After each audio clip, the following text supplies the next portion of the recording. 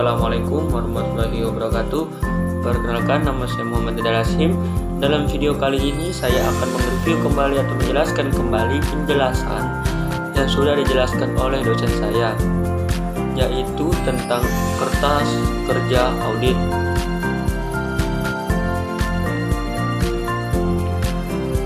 Dalam pembahasan kali ini ada 10 konten yang akan kita bahas. Yang pertama, definisi kertas kerja, tujuan pembuatan kertas kerja, yang ketiga pembuatan kertas kerja, yang keempat isi kertas kerja, yang kelima hal-hal yang harus diperhatikan oleh auditor dalam pembuatan kertas kerja, yang keenam tipe-tipe kertas kerja, yang ketujuh susunan kertas kerja, yang kedelapan kepemilikan kertas kerja dan kerahasiaan informasi dalam kertas kerja, yang kesembilan ada metode pemberian indeks kertas kerja, yang kesepuluh ada pengarsipan kertas kerja.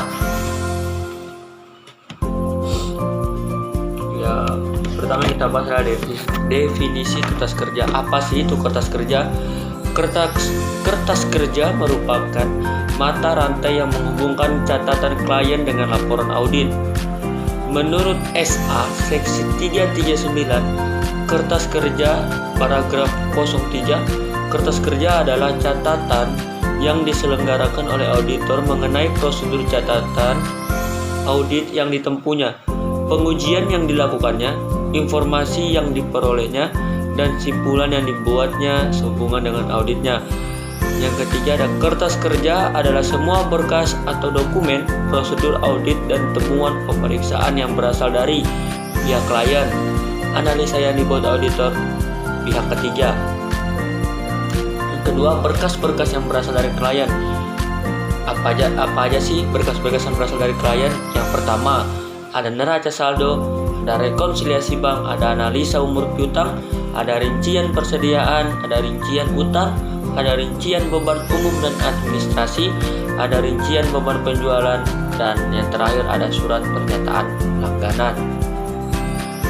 Berkas yang berasal dari analisa auditor, yang pertama ada berita acara kas opname, ada pemahaman dan evaluasi internal control, ada analisa penarikan aktiva tetap, ada analisa mengenai cukup tidaknya allowance for bad debts, dan working balance sheets, working profit loss, top schedule, supporting schedule, konsep laporan audit, dan management letter.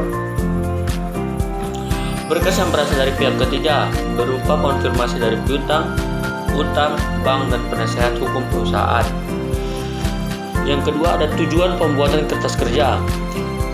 Tujuannya itu ada 4, mendukung pendapat auditor atas laporan keuangan auditan, menguatkan simpulan-simpulan auditor dan kompetensi auditnya. Yang ketiga, mengkoordinasi dan mengorganisasi semua tahap audit. Yang keempat, memberikan pedoman dalam audit berikutnya. Yang ketiga, pembuatan kertas kerja. Ada 4 juga. Yang pertama, pembuatan heading yang berisi nama klien dan judul untuk mengidentifikasi isi kertas kerja serta tanggal neraca periode audit. Yang kedua, nomor indeks yang dimaksud untuk memudahkan identifikasi dan referensi silang antar kertas kerja. Yang ketiga ada track marks yang berupa simbol-simbol yang digunakan auditor untuk membuat referensi penjelasan naratif pada kertas kerja. Yang keempat ada pencantuman tanda tangan pembuat maupun penelaah dan tanggal pembuat serta penelaah. Yang keempat ada isi kertas kerja. Menurut SA seksi 339 kertas kerja paragraf 05, kertas kerja harus cukup memperlihatkan bahwa catatan akuntansi cocok dengan laporan keuangan atau informasi lain yang dilaporkan serta standar auditing yang ditetapkan setelah dilaksanakan oleh auditor. Kertas kerja harus berisi dokumentasi yang memperlihatkan telah dilaksanakannya standar pekerjaan lapangan pertama, kedua, dan ketiga. Pembahasan yang kelima adalah hal-hal yang diperhatikan oleh auditor dalam pembuatan kertas kerja.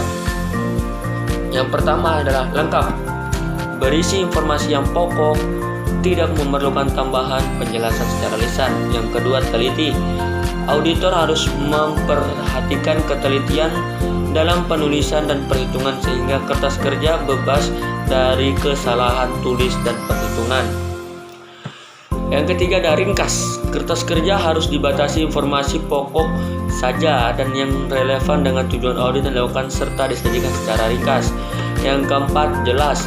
Menghindari penggunaan istilah yang menimbulkan arti ganda dan menyajikan informasi secara sistematik. Yang kelima ada rapi. Ini adalah yang paling penting. Kerapian dalam pembuatan keteraturan penyusunan kertas kerja akan membantu auditor senior dalam mereview hasil pekerjaan stafnya dan memudahkan dalam memperoleh informasi. Yang keenam, pembahasan keenam ada tipe-tipe kertas kerja. Yang pertama ada program audit. Daftar prosedur audit untuk seluruh audit unsur tertentu. Yang ada program audit berfungsi sebagai suatu alat yang bermanfaat untuk menetapkan jadwal pelaksanaan dan pengawasan pekerjaan audit. Yang kedua ada working trial balance. Suatu daftar yang berisi saldo-saldo akun buku-buku besar pada akhir tahun yang diaudit dan pada akhir tahun sebelumnya. Kolom-kolom adjustment dan penggolongan kembali yang diusulkan oleh auditor serta saldo akhir tiap akun setelah adjustment atau koreksi oleh auditor. Yang ketiga ada ringkasan jurnal penyesuaian dan pengklasifikasian kembali. Jurnal penyesuaian dilakukan untuk mencatat kekeliruan dalam laporan keuangan yang nantinya akan dibicarakan oleh klien. Jurnal pengklasifikasian kembali digunakan oleh auditor hanya untuk memperoleh pengelompokan yang benar dalam laporan keuangan klien. Yang keempat ada daftar pendukung. Antaranya dicantumkan pekerjaan yang telah dilakukan oleh auditor dalam memverifikasi dan menganalisis unsur-unsur dalam laporan keuangan. Metode verifikasi yang digunakan pertanyaan yang timbul dalam audit dan jawaban simpulan yang dibuat oleh auditor. 5. Daftar utama kertas kerja yang digunakan untuk meringkas informasi yang dicatat dalam daftar pendukung untuk akun-akun. Daftar utama digunakan untuk menggabungkan akun-akun besar yang sejenis yang jumlahnya saldo akan dicantumkan dalam LK dalam satu jumlah. Yang keenam, pembahasan keenam adalah memorandum audit dan dokumentasi informasi pendukung. Data atau tulisan disiapkan auditor dalam bentuk naratif. Yang ketujuh ada susunan kertas kerja. Yang pertama draft laporan audit. Yang kedua ada laporan keuangan auditan. Yang ketiga ada ringkasan informasi bagi reviewer. Yang keempat ada program audit. Yang kelima ada audit laporan keuangan atau lembar kerja yang diaudit yang dibuat oleh klien. Yang keenam ada ringkasan jurnal adjustment. Yang ketujuh ada working trial balance. Yang kedelapan ada schedule utama dan yang kesembilan schedule pendukung. Kepemilikan kertas kerja dan kerahasiaan informasi dalam kertas kerja.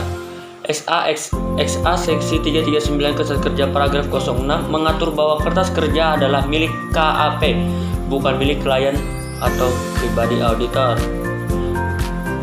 Yang ke-10 ada pengarsipan kertas kerja, yaitu yang pertama arsip kini, arsip audit tahunan untuk setiap audit yang telah selesai dilakukan. Ada arsip permanen, arsip untuk data yang secara relatif tidak mengalami perubahan.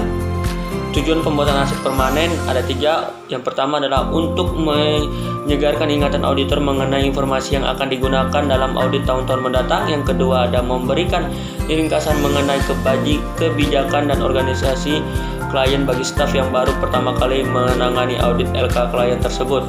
Yang ketiga dan terakhir ada untuk menghindari pembuatan kertas kerja yang sama dari tahun ke tahun. Mungkin itu saja yang dapat saya sampaikan, kurang lebihnya saya mohon maaf. Assalamualaikum warahmatullahi wabarakatuh. Terima kasih.